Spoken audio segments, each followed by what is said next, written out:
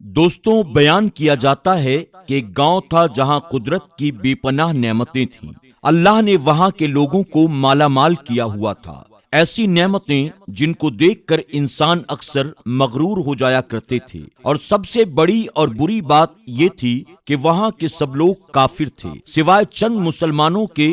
وہ کافر اپنی دولت پر فخر کیا کرتے تھے، کیونکہ ہر ایک دولت مند تھا اور کسی کے پاس پیسوں کی کوئی کمی نہیں تھی۔ وہاں کے سردار کی ایک اکلوتی بیٹی تھی جس سے وہ بے پناہ پیار کرتا تھا۔ اس کی بیٹی بہت زیادہ گھمنڈی اور ظالم تھی۔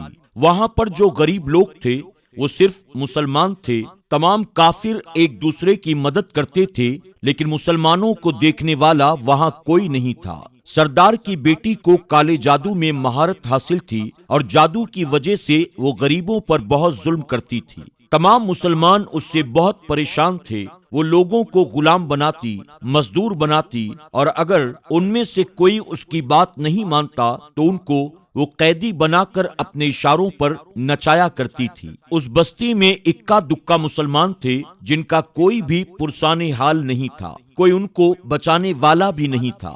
جب اس سردار کی بیٹی کا ظلم حد سے زیادہ بڑھ گیا تو مسلمانوں میں سے ایک بوڑھے شخص نے اللہ کے حضور گڑ گڑا کر یہ دعا کی، یا اللہ، ہماری نسلیں جو چند ایک یہاں پر بچی ہیں ان نسلوں کو تو بچا لے۔ اس پنڈت کی بیٹی نے ہمارا جینا دشوار کر دیا ہے۔ یہاں کوئی بھی انسان ہمارا حال نہیں پوچھتا، نہ دولت ہے نہ جسمانی طاقت ہے۔ یا اللہ، ہمارے لیے کوئی ایسا بندہ بھیج دے جو نہ صرف طاقتور ہو بلکہ وہ اس جادوگرنی کو یعنی سردار کی بیٹی کو ہرا بھی دے۔ اللہ رب العزت نے اس بوڑھے مسلمان کی دعا کو سن لیا۔ یوں اس جگہ ایک اللہ والے کو بھیج دیا، اور وہ اللہ والے ایسے ہی بستی میں داخل نہ ہوئے، بلکہ ایک دن کچھ عجیب واقعہ ہوا۔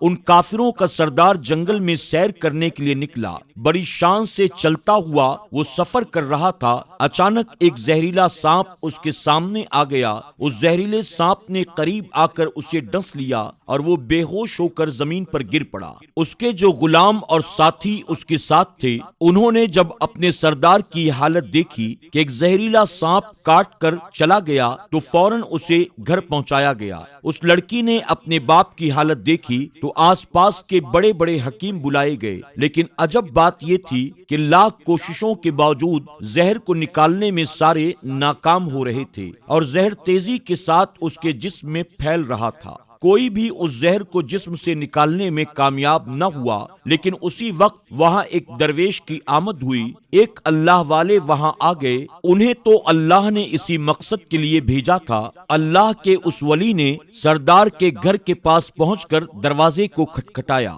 نوکروں نے کہا کس سے ملنا ہے؟ اس اللہ والے نے کہا، کیا یہاں کے سردار کو سانپ نے ڈس لیا ہے؟ یہ سن کر نوکروں کو تعجب ہوا۔ وہ کہنے لگے کہ تمہیں کیسے معلوم کہ ہمارے سردار کو سانپ نے ڈس لیا ہے؟ تم تو ہمیں اجنبی معلوم دیتے ہو، ہم نے تمہیں آج سے پہلے کبھی نہیں دیکھا۔ اللہ کے ولی کہنے لگے، میں مسافر ہوں اور مجھے خبر ملی ہے کہ یہاں کے سردار کو ایک زہریلے سانپ نے ڈس لیا ہے اور کوئی بھی ان کا علاج نہیں کر پا رہا ہے۔ نوکروں نے کہا، تم کون ہو؟ اللہ والے نے کہا، میں حکیم ہوں، میں ان کا علاج کرنے آیا ہوں۔ وہ نوکر اللہ کے اس ولی کی حالت دیکھ کر ہنسنے لگے، کیونکہ آپ نے پھٹے پرانے کپڑے پہنے ہوئے تھے اور دیکھنے سے بہت غریب لگ رہے تھے۔ وہ نوکر کہنے لگے، تم اتنے بڑے سردار کا علاج کرو گے؟ ارے یہاں آس پاس کے بڑے بڑے حکیم بلائے گئے ہیں، پیسوں کی کوئی کمی نہیں ہے ہمارے سردار کے پاس، کیا وہ تم جیسے غریب سے اپنا علاج کروائیں گے؟ درویش نے کہا، اگر تم چاہتے ہو کہ تمہارے سردار کی جان بچ جائے تو پھر مجھے اندر جانے دو۔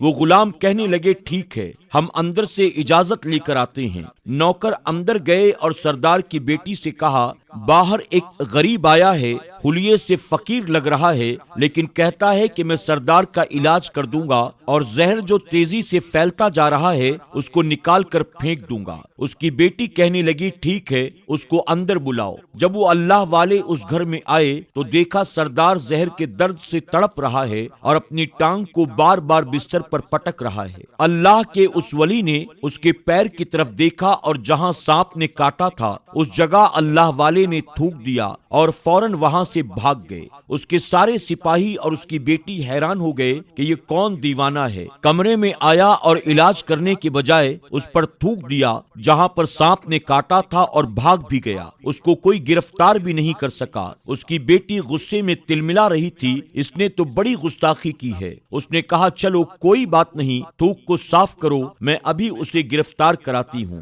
جیسے ہی حکیم نے تھوک کو صاف کرنے کے لیے رومال پکڑا تو وہ حیران ہوتے ہوئے رک گیا۔ اس نے انگلی سے تھوک کو سانپ کے کاٹنے والی جگہ پر اچھی طرح سے مل دیا۔ سردار کی بیٹی کہنے لگی آپ یہ کیا کر رہے ہیں؟ اس دیوانے فقیر نے میرے باپ کی ٹانگ پر تھوک دیا اور آپ اس تھوک کو مل رہے ہیں۔ حکیم نے اپنے ہاتھ کے اشارے سے سردار کی بیٹی کو روک دیا۔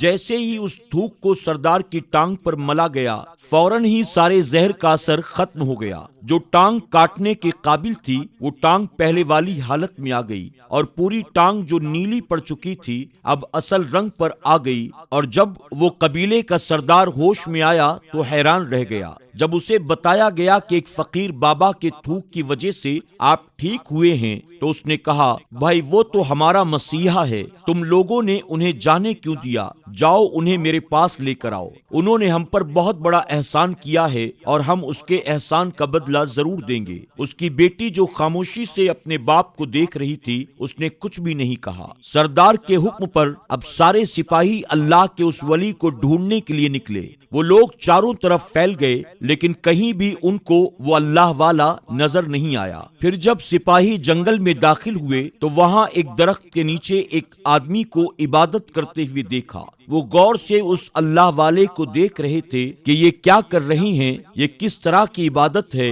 ہم لوگ تو اپنے بتوں کے آگے ہاتھ جوڑتے ہیں اور یہ تو نہ جانے کس کا سجدہ کر رہی ہیں۔ خیر عبادت کے بعد فوراً ان اللہ والے کو پکڑ لیا گیا اور گاؤں کے سردار کے سامنے پیش کیا گیا۔ وہ کہنے لگا آپ کون ہیں، کہاں سے آئی ہیں؟ سب سے پہلے تو گستاخی کی معافی چاہتا ہوں کہ میرے لوگوں نے آپ کی بہت بے عزتی کی، لیکن آپ کی وجہ سے آج میں زندہ ہوں۔ ہم گناہگاروں کی آنکھ آپ کو پہچان نہ سکی، اس کے لیے میں آپ سے معذرت چاہتا ہوں۔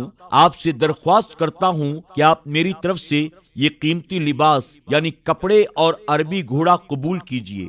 اللہ والے نے مسکرا کر اس کی طرف دیکھا اور بولا یہ گھوڑا اور لباس بہت قیمتی ہیں۔ میں یہ قیمتی لباس پہن کر جب اس گھوڑے کے لیے گھاس کاٹوں گا تو کیا میں اچھا لگوں گا؟ گاؤں کے سردار نے کہا آپ اس بات کی فکر نہ کریں، گھوڑے کے ساتھ نوکر بھی دیے جائیں گے۔ اللہ والے نے کہا اتنے مال و دولت اور نوکروں کے ساتھ میں اکیلا رہوں گا؟ گاؤں کا سردار بولا حضور آپ کی یہ بات سن کر میں سوچ میں گم گیا ہوں، لیکن یہ میری بیٹی آپ کے سامنے ہے۔ بیٹی حیرت سے اپنے باپ کو دیکھ رہی تھی کہ میرا باپ کیا کہنے والا ہے۔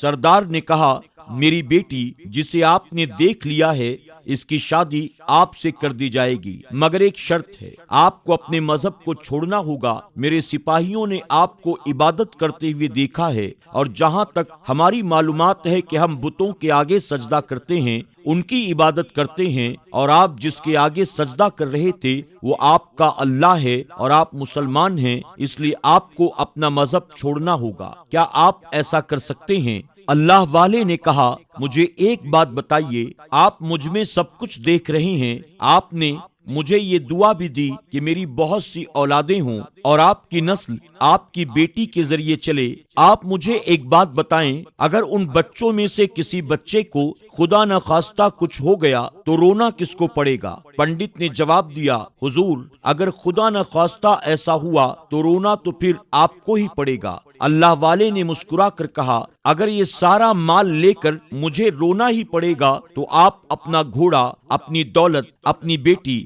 ہر چیز اپنے پاس واپس رکھ لو۔ میں خوش ہوں کہ میں ایک مسلمان ہوں۔ اگر یہ تمام چیزیں لے کر مجھے اپنا مذہب چھوڑنا پڑے تو میں اپنی جان دے کر بھی اپنے مذہب کو نہیں چھوڑوں گا۔ جس رب نے مجھے پیدا کیا کیا اس رب کے دین کو چھوڑ کر آپ کے پاس چلا آؤں؟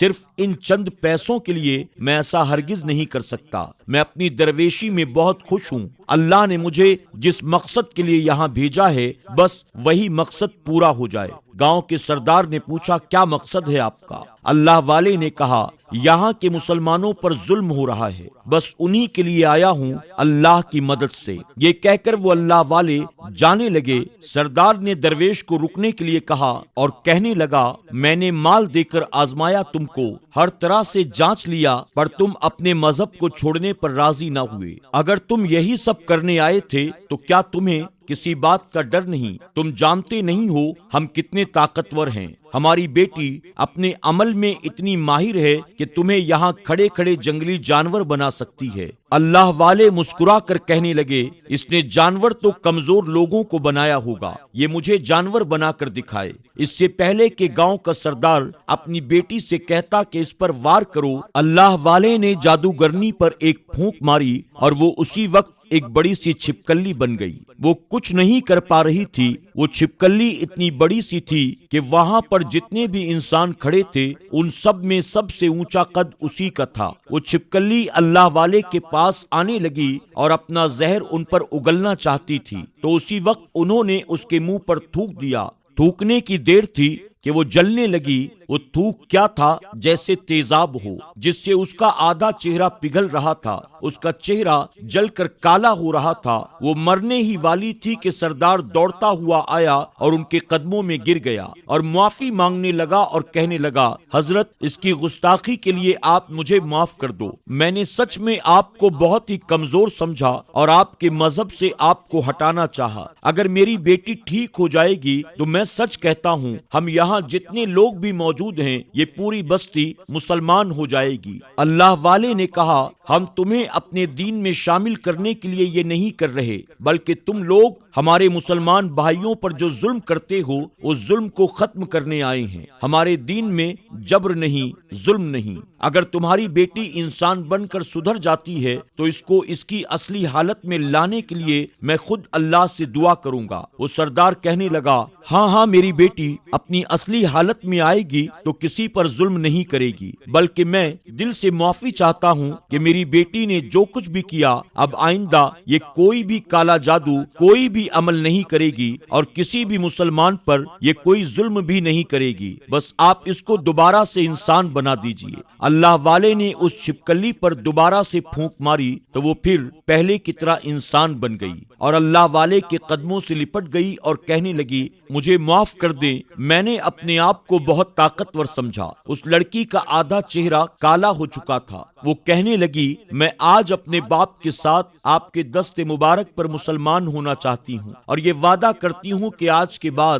اس بستی میں کوئی بھی کافر مسلمان نہیں ہوگا، بلکہ سب آپس میں مل جل کر بھائی چارے کے ساتھ رہیں گے اور سب مسلمان ہو جائیں گے۔ اور یوں ایک اللہ والے کے ہاتھوں پر وہ پنڈت اور اس کی بیٹی نے اسلام قبول کر لیا۔ پھر پنڈت نے اللہ والے سے اپنی بیٹی کی شادی کر دی اور پھر اس بستی میں ہمیشہ کے لیے امن و امان قائم ہو گیا۔